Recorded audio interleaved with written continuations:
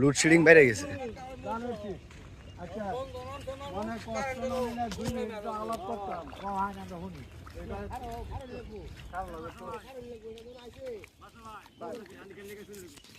আমার কথা হচ্ছে শোনো,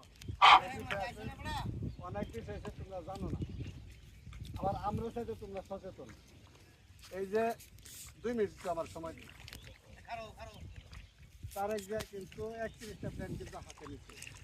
তার মধ্যে প্রান্তিক কৃষক যারা আছে তাদের জন্য কিন্তু 2 বছর 1 বছর কিন্তু উনি কিন্তু বসে দিচ্ছে, দেখে জানেন কিনা, ফ্যামিলি কার্ড দিই। আর আরেকটা কথা হচ্ছে, সবচেয়ে বড় কথা হচ্ছে সারা বাংলাদেশের মাঝে হালুয়াঘাট দুবারা কিন্তু মানে দরিদ্র 2 নম্বরে আছে। কারণ আমাদের এদিকে যে এমপি হয় বিএনপির, ওইটা সরকার গঠন করে আওয়ামী লীগের, আবার হিন্দা যদি হয় বিএনপির হিন্দা করে আওয়ামী লীগের। এই কারণে কিন্তু আমার এলাকায় কিন্তু উন্নয়ন থেকে বঞ্চিত। কাজে এইটুকু তো আশা করা যায় ইনশাল্লাহ সামনে বিএনপি গভর্নমেন্ট ক্ষমতা আইতেছে, আশা করা যায় না? তাহলে যদি বিএনপি গভর্নমেন্ট ক্ষমতায়, তাহলে 3 দানিশে কিন্তু একটা ভোট দেওয়ার লাগে। ভোট দিলে আবার হইব কি, সে কিন্তু ইনশাল্লাহ মন্ত্রী হবে।